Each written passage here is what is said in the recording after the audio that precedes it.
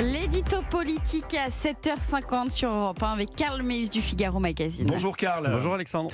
Vous vous interrogez ce matin sur les raisons pour lesquelles la gauche dénonce une crise après les propos du directeur général de la police nationale dans le Parisien.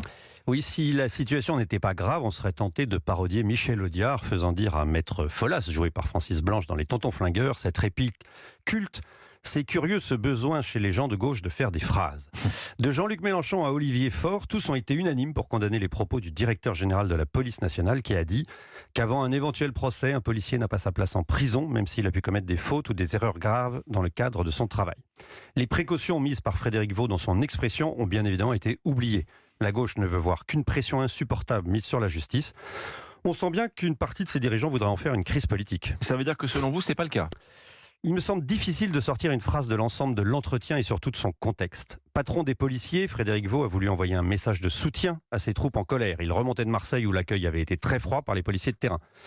L'appui de Laurent Nunez, le préfet de police de Paris, est du même ordre. Il s'agissait d'essayer d'éviter la contagion. Il semble clair, au vu de sa fonction, que le DGPN ne parle pas sans avoir l'aval de son ministre, Gérald Darmanin. Enfin, Emmanuel Macron lundi et Elisabeth Borne hier, et peut-être cet après-midi sur BFM, n'ont pas dénoncé les propos du DGPN, se contentant de rappeler leur soutien aux forces de police et l'indépendance de la justice. On est loin d'une crise politique. Et il est d'ailleurs saisissant de voir la gauche rappeler l'épisode de 83 avec François Mitterrand. Alors rafraîchissez-nous la mémoire, Karl. Que s'est-il passé en 1983 ? Le président de la République avait ordonné que des sanctions soient prises à l'encontre du DGPN de l'époque à la suite de manifestations de policiers. À gauche, on relaye depuis quelques jours un passage d'un entretien à la télévision où François Mitterrand fustige le comportement de ces policiers. Mais comparer 83 et 2023 est quand même assez audacieux. En 83, les policiers manifestaient après la mort de 2 d'entre eux, tués dans une fusillade. Pas vraiment le même contexte.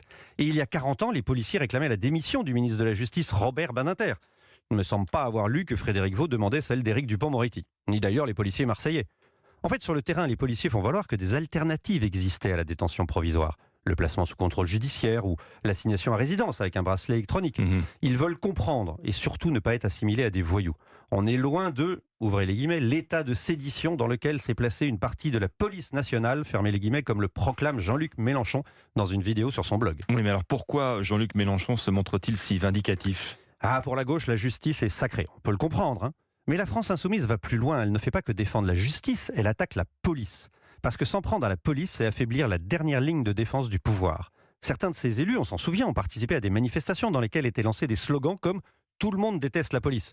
Ce qui est complètement faux, puisque les derniers sondages ont montré que 71% des Français avaient confiance dans cette police.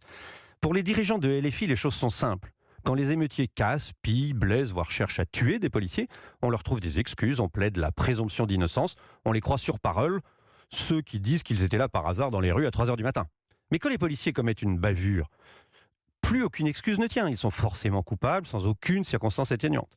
Comme le constatait, pour le regretter, David Lebars, le patron du syndicat des commissaires hier à votre micro. Ici même, oui. Ouais, on a l'impression que les émeutes ont disparu de la mémoire collective. Merci Karl Meus du Figaro Magazine, l'édito politique chaque matin à 7h50 sur Europe 1. À demain Karl. À demain.